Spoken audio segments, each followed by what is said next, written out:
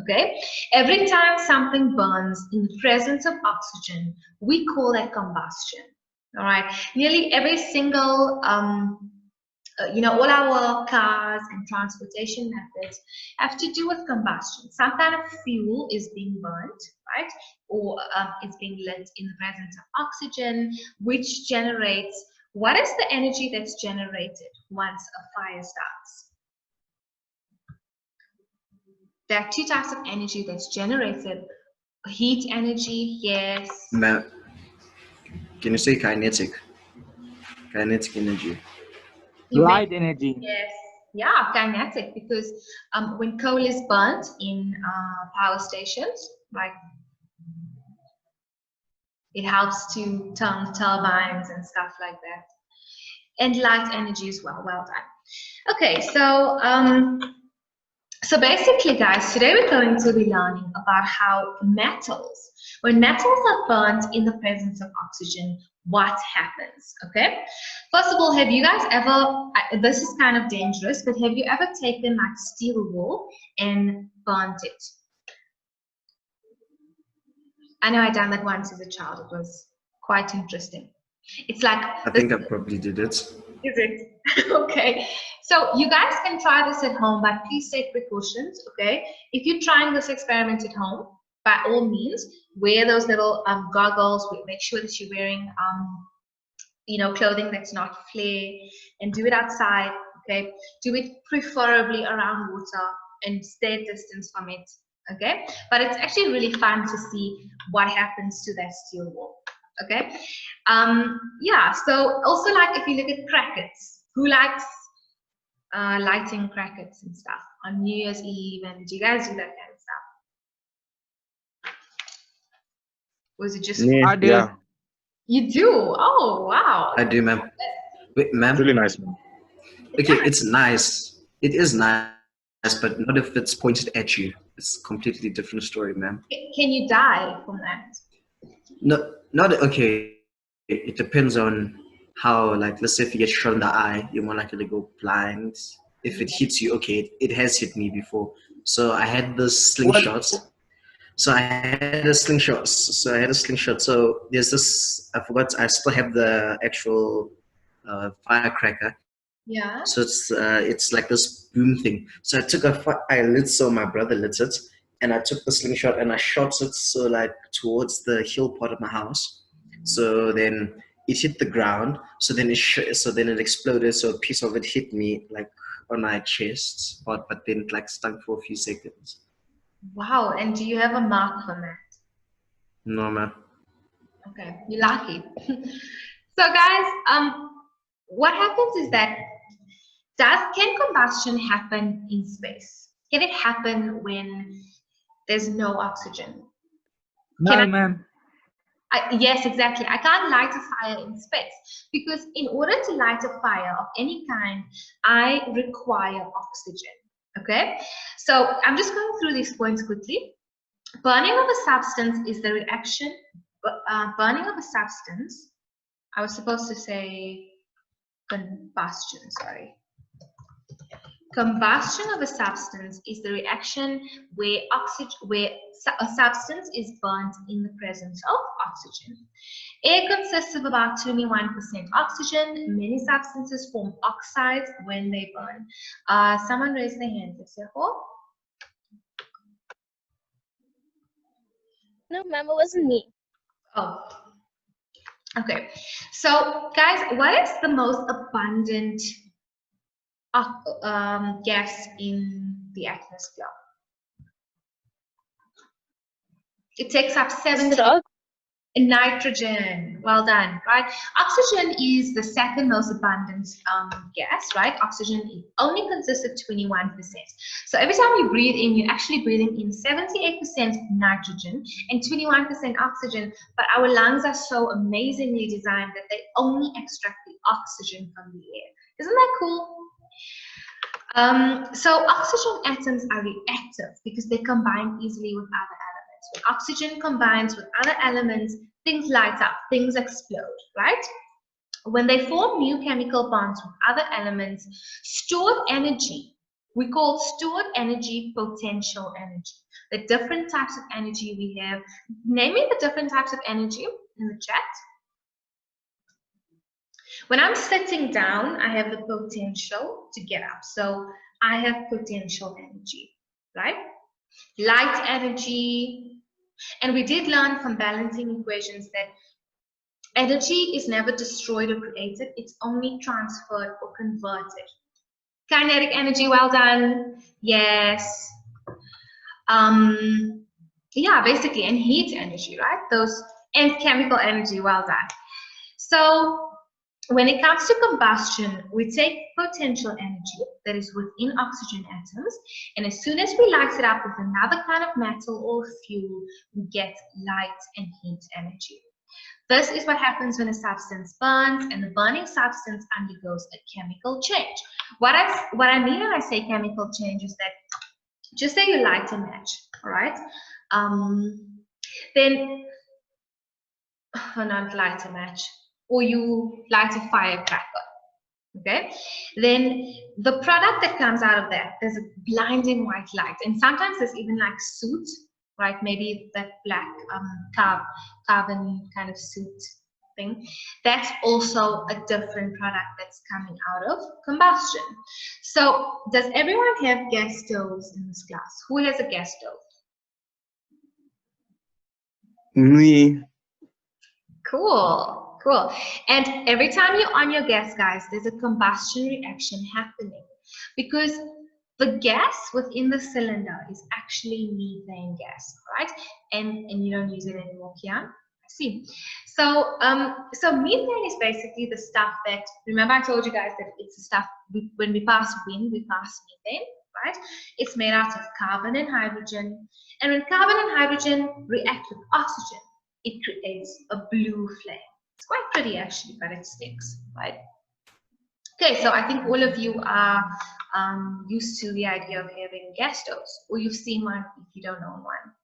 Another example is with a matchstick. Every time you light a match, the matchstick is made out of sulfur in most cases. Sulfur is a non-metal. And when sulfur burns in the presence of oxygen, you get sulfur dioxide, right? Can you see how an oxide is formed? Because it contains oxygen now. So that strong smell that you smell when you light a match, that's actually sulfur dioxide. Okay, so today we're not going to do reactions of non-metals with oxygen, right? Like when we're burning a match or when we lighting the stove. Today we're going to be doing reactions of a metal with oxygen. Okay, so when you take a metal and you burn it in the presence of oxygen, then you get a metal oxide in the end. Have you guys ever had, if it's your birthday and you went to Spa or Milky Lane and they brought that little Kindle stuff that sparks up? Yes, good, and it makes you feel really special. I love those. Oh my word! Wow, your parents love you. I can see that most of you have done this. That's cool. So, guys, the first type of reaction we're going to do is that of rust. Okay. Now, all of you have had some form of rusting in your life. It can be your shower rack, like your shower rack. If you don't replace it over time, it starts rusting. Stuff like spoons start rusting. Maybe your bicycle tire, when you left it out in the cold, when it was raining, it also starts to rust. Okay, so we're going to be talking about that reaction here. So when we take iron and we expose it to oxygen, we burn it in the presence of oxygen, we get iron oxide in the end. So I'm telling you, you can do this experiment, just be safe about it, right? Wear that goggles and stuff. So if I take steel wool, right, and I burn it, then I'm going to get this mass in the end. I'm going to get this just huge mass of black, right? And that black is called iron oxide, right? When a metal ion is burned in air, the iron reacts fairly quickly with a bright yellow glow and yellow sparks which shoot in all directions. That's why it's important to keep a distance so that it does nothing lights on fire, right? A massive black iron oxide forms as a product. Now guys, do you remember that we done the picture equation for iron oxide? Right. Let's actually do this equation together. So I may ask you in your paper to write down the chemical equation, and I may show you the picture equation. All right, that's very possible. So if we look at the picture equation here, how many ions do we have? How many atoms of iron do we have?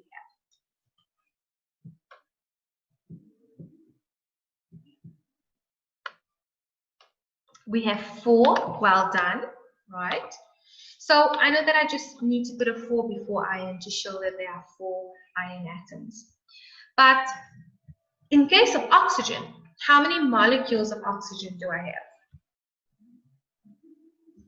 I have 6 atoms of oxygen, but I have 1, 2, 3 molecules of oxygen. Well done, Gabby. So altogether, there's 3 molecules of oxygen and 6 iron oxygen atoms altogether. How do I get 6? I just say 3 times 2. Is everyone on the same page?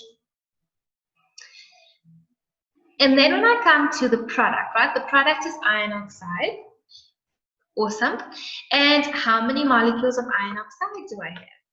Remember, the molecule is the coefficient. It's the number that comes before. Well done, Umulemo. So I have 2 molecules of iron oxide. And in 1 molecule of iron oxide, I see that I have 2 ions, and I have 3 oxygens, right? And Leseko, I remember you asking me yesterday, how do we know what numbers to put next to the numbers, right? So in the case of iron oxide, if you look at the picture equation, 1 molecule is made out of 3 oxygen atoms and 2 iron atoms, right? That's where those numbers come from. Okay, I'm not going to do the whole balancing equation. You guys are going to do that for homework, right? This equation is basically balanced when I look at the picture equation and I translate it. Okay, and obviously energy is released as heat and light, right? Now guys, rusting happens in everyday life. It happens with nails. Have you guys ever had like a skin irritation or reaction from rusting? Tell me in the chat, has that ever happened to you? I know it happened to me once. I had like a tuna can, and then we left it out for a while and it started rusting. And I think my little brother touched it and he had some kind of reaction happening. Oh, not really. Yes, Amma, tell us, what was your experience with rusting?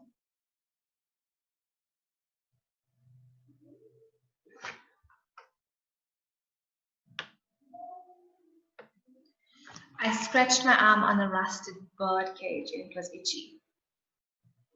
Let me see. Okay, so rust happens to metals. Metals rust because they have iron in them.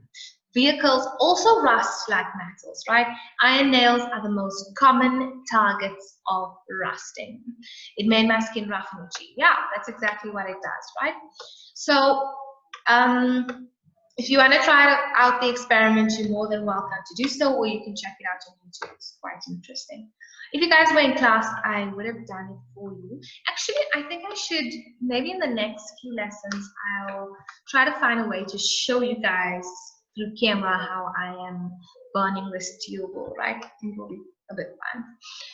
Okay, so the next metal that we're going to be burning today is magnesium, right? Magnesium, I chose magnesium because when we light firecrackers, right, there's magnesium that we're lighting up.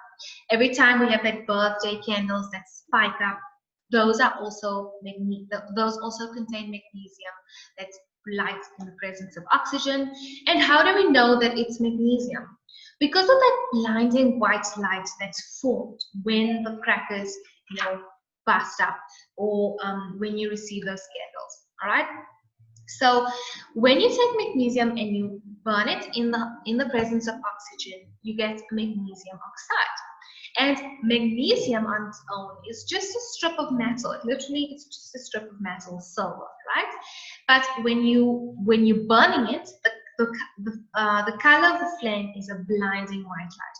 It's so blinding that if you have to look at it straight, if you burning pure magnesium, then you could become blind because of the intensity of that light, right? So you are, it is favorable that you shouldn't look right into it. And lastly, magnesium oxide is a white powder that's going to be formed after you do this reaction. So let's look at the picture equation of magnesium oxide. We start with 2 atoms of magnesium. How many molecules of oxygen do we have?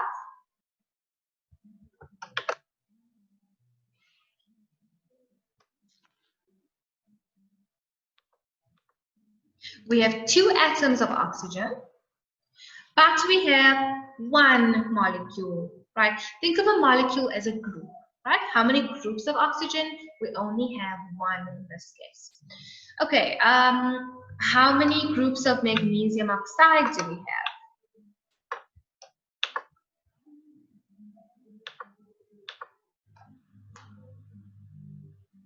Yes, people?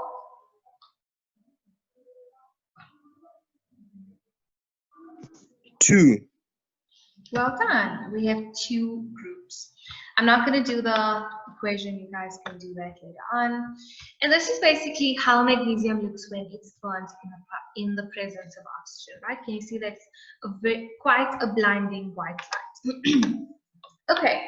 So guys, that was the lesson for today. Very simple, very easy. And we do this like in daily life. We don't know how many different times that we actually do combustion reactions without even knowing it, right? Every time we light a lighter, every time we on our gas stove, every time, you know, even when we start our cars, right? So you guys are going to do this activity for this lesson, right? You're going to answer them. Let's just quickly go through this activity. Number 1, what is combustion? We know that combustion is the reaction. Actually, you tell me in the chat, what is combustion? Just give me a quick second. You can still answer me in the chat.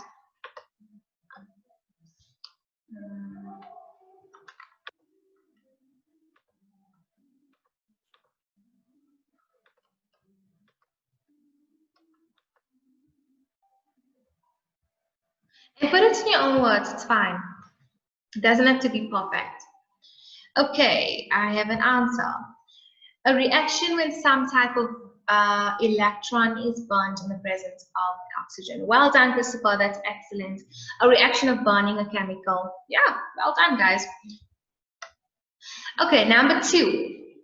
What part of air supports combustion? And I want those people who have been quiet. I see that Kayla is not in our class today. Does anyone know if Kayla's okay? She's been very quiet in these past few lessons. Well done, oxygen. Well done, guys. Number 3, what is the general equation for the combustion reactions with metal? Let's see who can answer this. What is the general equation for all combustion reactions with a metal? So you start up with a metal plus something, which gives me something. Let's hear answers from Kian, Mulemo, Lesefo, Michael.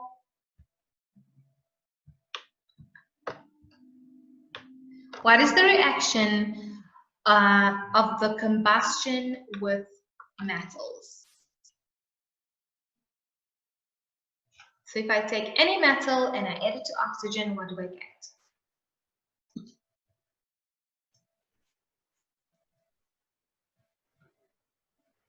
Guys, you have no idea at all.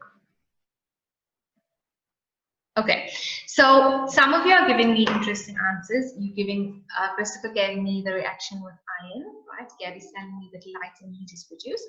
So the general reaction is, let me take you guys back. When a metal bonds with oxygen, I get a metal oxide, right? This is the general reaction for all metals when, Ma'am. yes? Oh, never mind. I know it's if you bond metal and oxygen, like it creates like heat, light energy. If you know what I mean. Yeah, that's also correct. I think you guys just need to listen to how I'm phrasing the question. I'm asking for the general equation, right? Not the energy conversion. If I ask you for what's the energy conversion, then your answer would be correct for light and heat. But in this case, when I ask for a general equation, I mean, I can put any metal in place of this. I can put iron, sodium, calcium, whatever. And if I add that to oxygen, it's always going to give me that metal oxide. So if I take calcium plus oxygen, what is it going to give me in the end? If I take calcium and I burn it in the presence of oxygen, what am I going to get?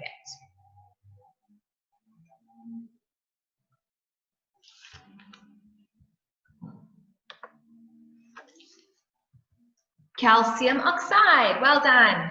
If I take sodium and I burn it in the presence of oxygen, what do I get?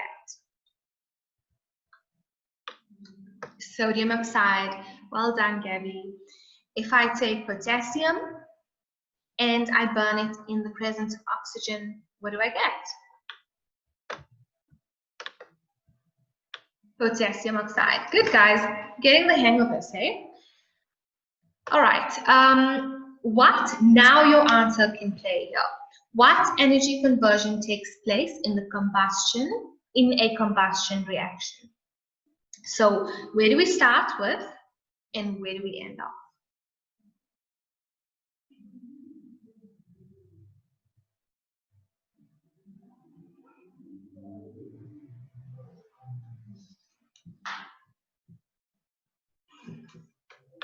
And I want answers from Amy because I haven't heard anything from Amy. Michael, Mo, and Sibu. Let's hear. Amy, Michael, Mo, Sibu.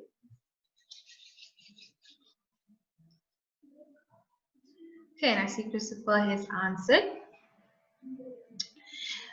He says potential energy to heat and light energy, right? So that's basically the conversion that takes place in that reaction.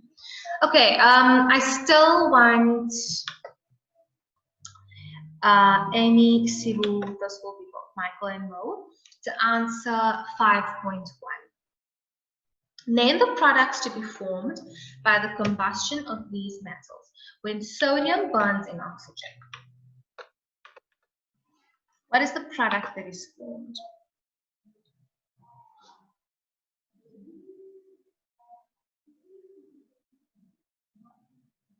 Most to give you an answer for what you told me. Remember that we start with potential energy and then we convert that potential energy into light and heat energy, right? Sodium oxide, well done. Okay, potassium burns in oxygen. You four can answer me as well. Thank you, Amy, and well done.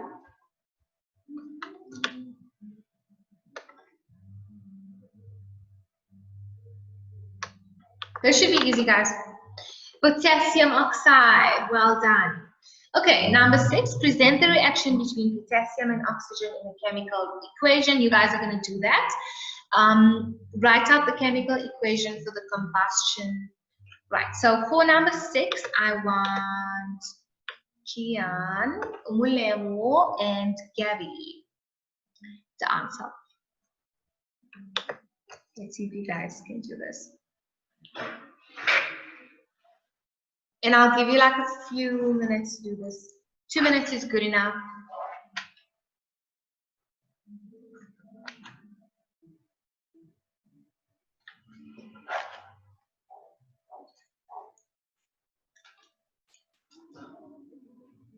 So give me the chemical equation for the reaction between potassium and oxygen.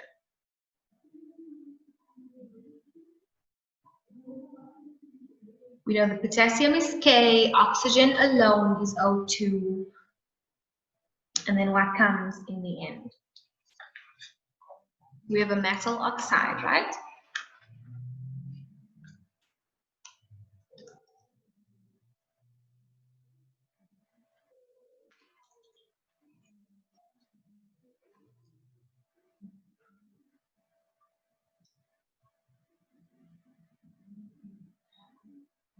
Well, the reactants are perfect, Gabby, and the product is good.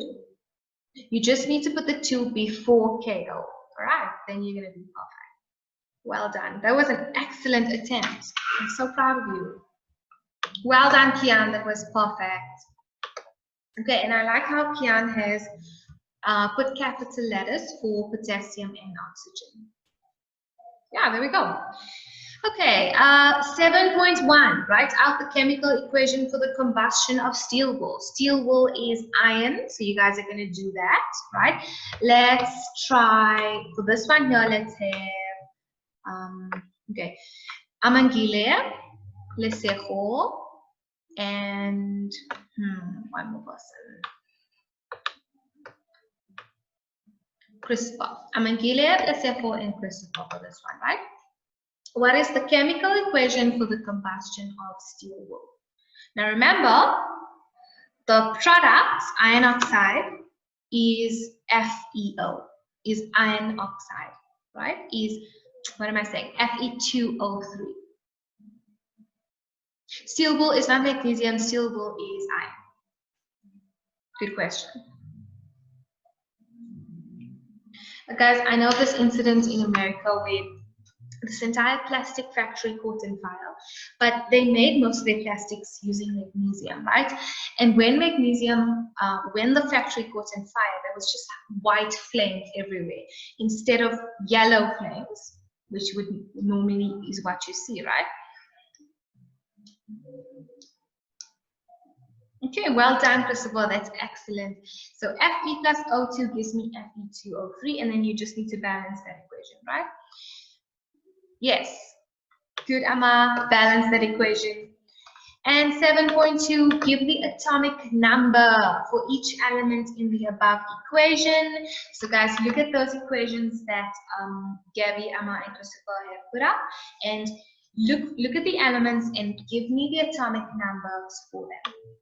So let's look at a periodic table. I'm just going to pause my share and then I'll show you guys. If you already know the atomic number on the top of your head, you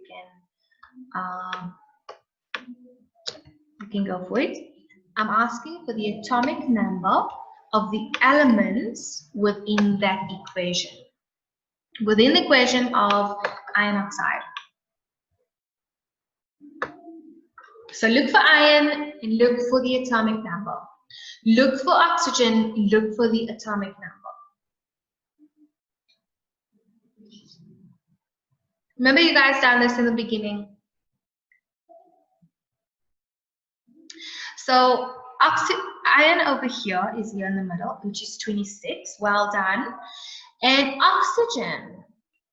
Oxygen's not 9. I don't know where you guys are getting the 9 from. Oxygen is somewhere here.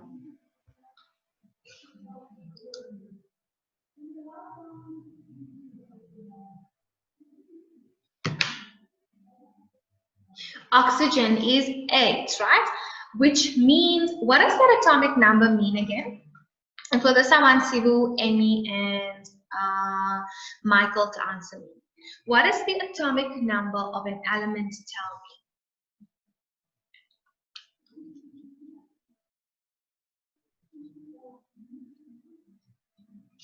If oxygen has 8, the atomic number of 8, what does that mean? And I can think of 3 things that it means.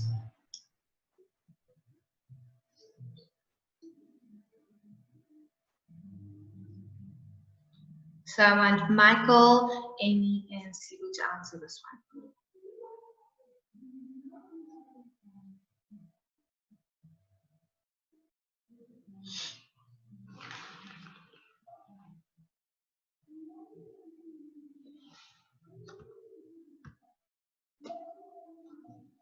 Okay, and you guys should have